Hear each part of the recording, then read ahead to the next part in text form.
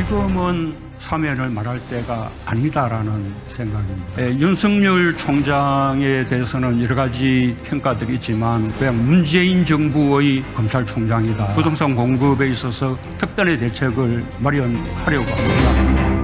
예, 어제 열린 문재인 대통령의 신년 기자회견 약 123분 동안 각 현안에 대한 대통령의 생각을 직접 들을 수 있는 자리였는데요. 전직 대통령 사면, 추윤 갈등, 또 부동산 정책 같은 민감한 질문에 대한 대통령의 의중은 무엇인지 직접 들을 수 있는 자리였습니다. 다만 이제 답변이 짧은 부분들을 놓고는 해석이 분분해요. 그래서 오늘 이분의 해석을 듣고자 합니다. 문 대통령을 누구보다 가까이에서 최근까지 보좌한 분이죠. 노영민 전 청와대 비서실장 연결이 되어 있습니다. 노영민 전 실장님 안녕하세요. 네, 안녕하십니까. 와, 오늘 비서실장 그만두고 첫 방송 출연 아니신가요? 네, 그렇습니다. 어떻게 지내세요, 고향에서? 네, 일단 뭐 몸을 추스리고 있습니다. 제가 듣기로는 건강이 예. 좀 아직까지 좀 회복이 되지 않아서 좀 쉬고 있습니다. 청와대에 계실 때 어찌나 스트레스가 심했는지 치아가 여러 개 다 뭐 흔들거리고 뽑아야 하고 뭐 이런 사정이 있으셨다고 제가 들었어요. 예, 뭐 저만 그런 것은 아니고요. 많은 분들께서 이제 그런 곤혹스러운 일을 경험합니다. 그렇군요. 문재인 대통령도 그 치아 때문에 좀 고생하시지 않으세요? 네, 그렇습니다. 그렇다고 제가 들었습니다. 네. 그 스트레스라는 게, 그 스트레스 좀 오랜만에 벗고 나니까 어떻게 좀 시원하십니까? 아니면 그래도 좀 섭섭하십니까? 네, 뭐 일단 저로서는 아주 큰 무거운 짐을 내려놓았다라는 것이 있습니다만, 그래도 국정 전반에 대해서는 노심초사하면서 지켜보고 있습니다. 그러시죠. 네. 뭐 떠났다고 해서 금방 마음까지 떠나겠습니까? 계속 걱정하던 건 걱정이 되실 거예요. 어제 대통령 기자회견도 좀 이렇게 조마조마 긴장하면서 보셨을 것 같은데 우선 총평 어떻게 보셨습니까?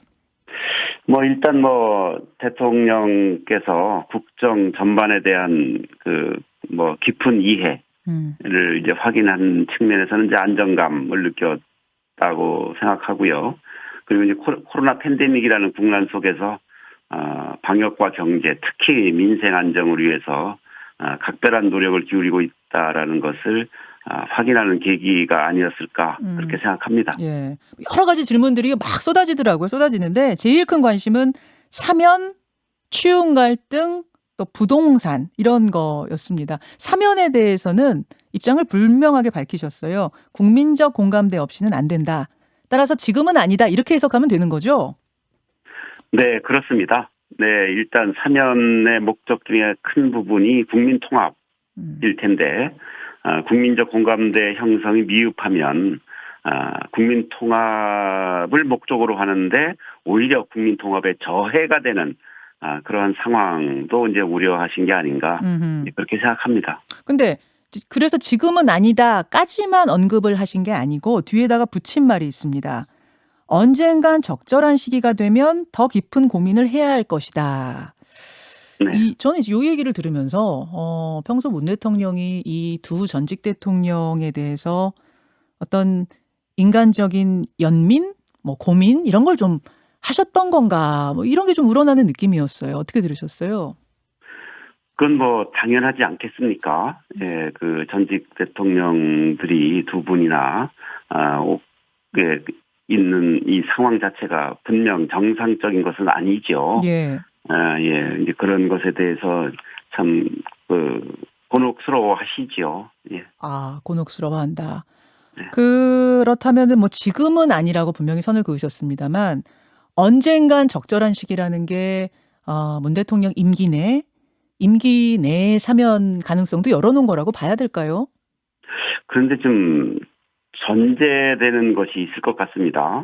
일단 사면이라는 것이 국민 통합을 위한 어떤 용서의 과정이고 또 그 결과물일 텐데 자신들의 잘못 그리고 재판 결과를 인정하지 않는 상황에서 사면을 얘기하는 것이 과연 국민들에게 납득이 될 것인가? 아하. 라는 측면이 좀 있을 것 같습니다. 그리고 시기적으로는 뭐 지금은 당연히 뭐 사법 절차가 지금 막 끝난 시점이기 때문에 적절치 않다라고 보고 있습니다. 그러면은 그 두 전직 대통령이 이게 정치 보복이라 계속 주장하던 뭐 그런 것들 접고 예. 어떤 이 부분에 대한 유감, 반성, 사과 이런 표현을 한다면 뭐 임기 내 사면도 못할 건 없다라고 보세요. 네, 뭐 그 부분은 뭐 대통령님께서 말씀하신 대로 그대로 뭐 그냥 이렇게 받아들이면 좋겠습니다. 아니, 그 연민과 어떤 이런 것들을 평소에 토로하셨다고 말씀을 하셔서 제가 여쭙는 건데, 그러니까 그런 분위기만 조성되면 뭐 임기 내에 하고 싶은 마음은 있으신 거군요. 뭐 글쎄 그런 기회가 있을 수도 있다고 생각합니다. 예, 알겠습니다. 또 하나, 지난해 우리 사회의 가장 큰 갈등의 원인이 됐던 이른바 추윤 갈등. 대통령의 의중은 뭘까 정말 많이들 궁금해했어요. 왜냐하면 윤석열 총장도 대통령이 임명한 사람이고 추미애 장관도 대통령이 임명한 사람인데 두 사람이 저리도 갈등을 하면 대통령 생각은 대체 어느 쪽이신 건가? 나서서 교통정리를 왜 안 하실까? 이런 얘기를 많이 했거든요. 일단 왜 안 나서신 거예요, 실장님? 글쎄요, 뭐 대통령께서 나서야 될 상황은 저는 아니었다고 생각합니다. 이 부분은 검찰 개혁과 관련돼서 검찰과 법무부 간에 서로의 입장이 있을 텐데, 예. 이제 그 입장 속에서 아마도 국민의 심려가 있는 것은 알고 있습니다만, 그래도 대통령께서는 그 양 기관이 좀 협력적 관계를 통해서 문재인 정부의 핵심적인 국정 과제인 검찰 개혁이라는 시대적 과제를 잘 헤쳐나가라라는 그런 사인을 계속해서 사실은 보냈었거든요. 예, 아마 어떻게 보내셨어요? 어떻게 뭐 좀 아니, 메시지 같은 걸 보내셨어요? 대통령님께서 지금 뭐 수보회의라든지 예. 국무회의라든지 이제 그런 모두 말씀을 통해서 지속적으로 발신하셨었습니다. 혹시 뭐 노 실장님이나 이런 메신저들을 통해서도 두 분한테 추미애 장관이나 윤석열 총장한테 그런 메시지들을 좀 전하는 노력도 하셨습니까? 아니 그 부분은 뭐 대통령님께서 지속적으로 발신을 하셨기 때문에 제가 그 부분에 대해서 뭐 구체적으로 거기에 덧붙일 것까지는 뭐 아니었다라고 생각합니다. 이제 뭐 사람들이 이제 그 갈등이 정말 극에 달했을 때는 왜 대통령이 나서서 조금 더 적극적인 교통 정리를 하지 않으시는가, 조금 더 구체적인 지시를 하지 않으시는가 이런 의문들은 좀 있었어요. 실장님은 옆에서 계속 그 고민들을 봐오셨을 테니까 제가 질문드리는 건데 그때 어떤 것들을 대통령께서 실장께 토로하시던가요?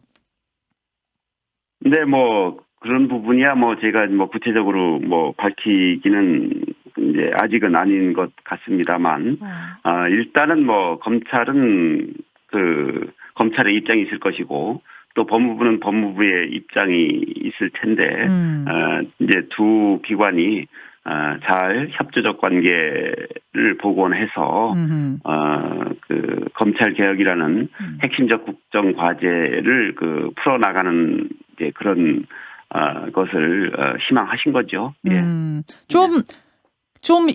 갈등이 본질이 아니고, 예. 검찰 개혁을 이루어내는 것이 본질이고, 검찰 개혁이라는 것은 법과 제도적 측면, 그리고 관행적이고 문화적인 측면, 양측이 있지 않겠습니까? 결국은 두 측면을 다 하기 위해서는 법무부와 검찰의 어떤 협조 관계가 중요하죠. 법제도적 측면은 법무부가 이니셔티브를 질 수밖에 없을 것이고요.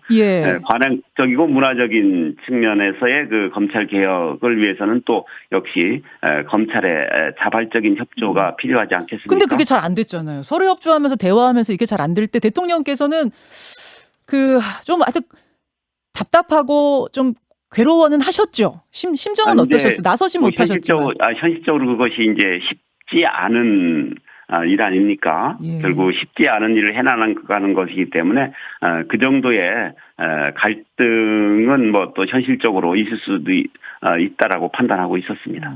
그래요.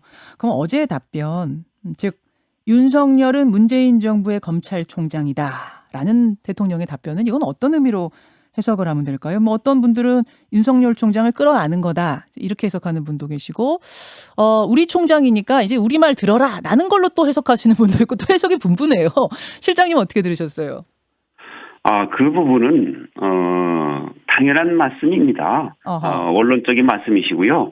제가 누누이 말씀드렸지만 그 대통령이 보낸 그 메시지는 문재인 정부의 핵심 국정 과제인 검찰 개혁이라는 시대적 과제를 잘 마무리하라라는 것으로 이해합니다. 우리 총장이니까 검찰 개혁을 잘 마무리해라. 네. 라는 상당히 그런 굉장히 원론적인 건데 잘 마무리 이 가장 중요합니다. 현실적으로. 해라. 네. 그 윤 총장한테 힘을 실어준 거예요? 뭐 그렇게 볼 수도 있습니다. 검찰 개혁 부분에 대해서. 예, 힘을 실어준 거죠. 그러면 곧 검찰 인사가 있을 텐데 물론 뭐 신임 법무부 장관의 몫입니다마는 과거 검찰총장들은 장관과 같이 상의하면서 의견을 많이 반영했잖아요. 이번에 윤 총장의 의견도 많이 반영될 거라고 보십니까? 글쎄요, 뭐 과거에는 어땠는지 잘 모르겠습니다. 우리 정부 이전 정부에서 과연 검찰총장의 의견이 어느 정도 반영되었을까라는 것에 대해서는 약간 의문이 있습니다.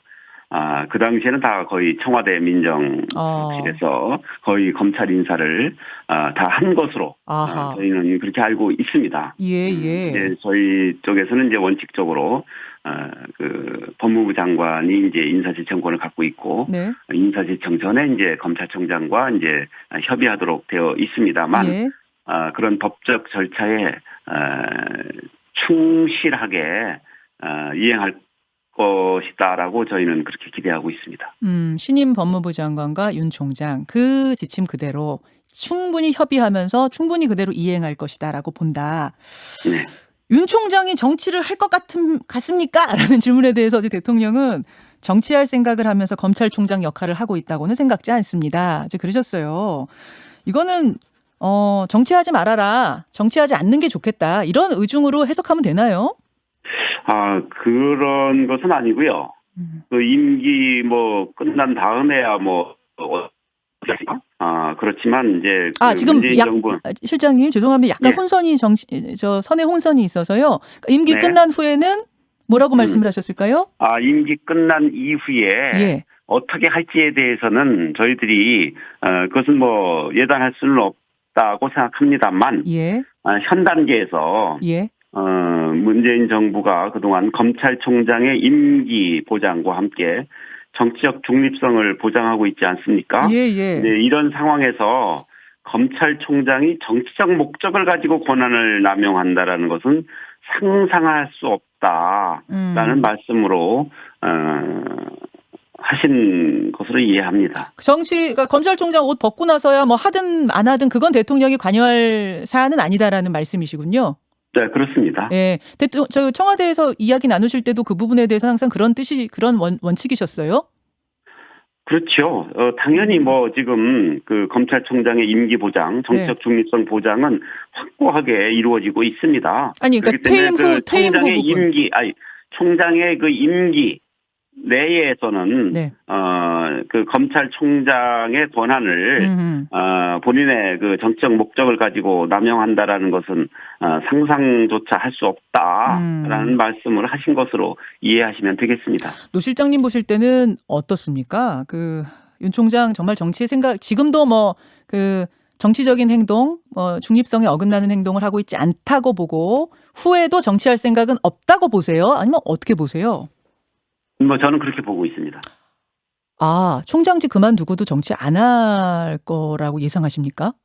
네, 저는 그렇게 보고 있습니다. 근데 지지율이 너무 높게 나와서요. 이미 호랑이 등에 올라탄 거 아니냐 이런 얘기들 나오는데요.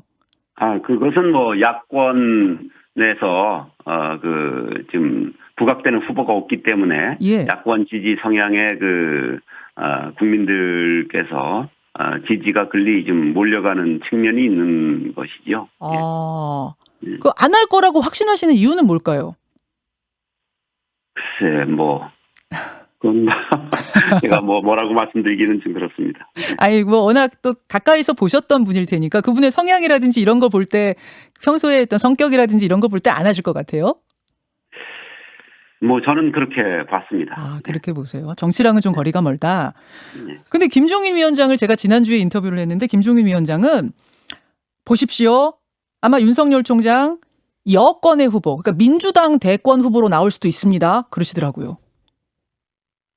뭐 글쎄요, 그건 뭐 어떤 뜻으로 하신 말씀이신지 잘 모르겠습니다. 네. 그럴 가능성 없습니까?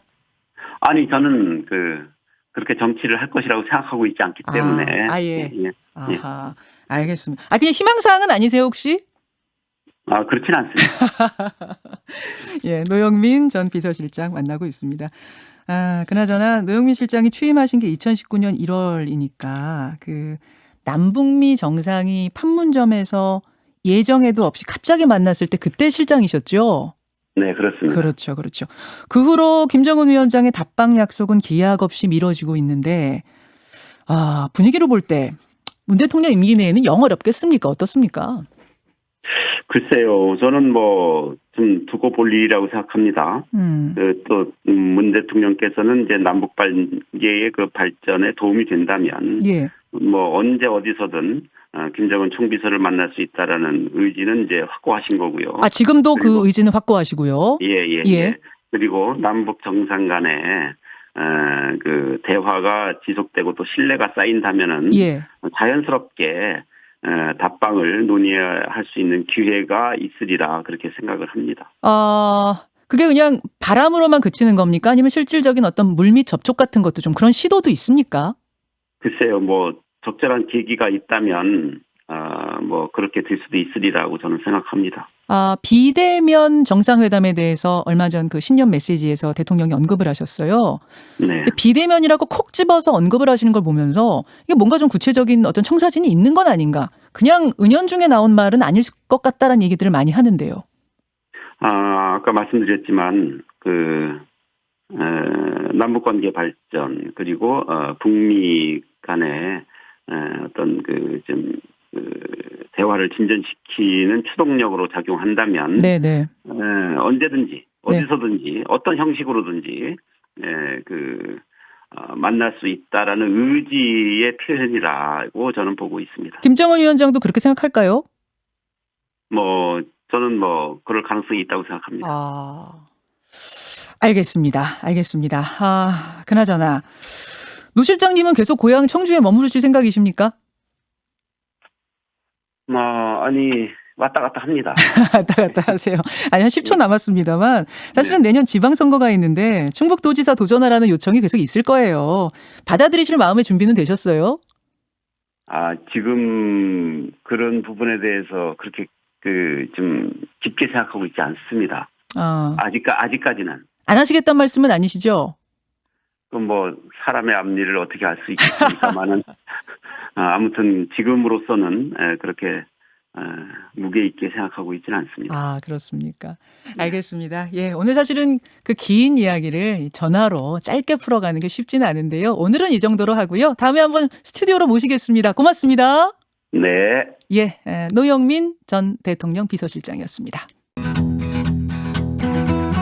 김현정의 뉴스쇼는 청취자 여러분의 참여로 이루어집니다. 트위터, 페이스북, 레인보우 게시판, 그리고 단문 50원, 장문 100원의 유료 문자 샵 1212, 우물정 1212 통해 참여하실 수 있습니다. 김현정의 뉴스쇼, 여러분과 함께 만듭니다.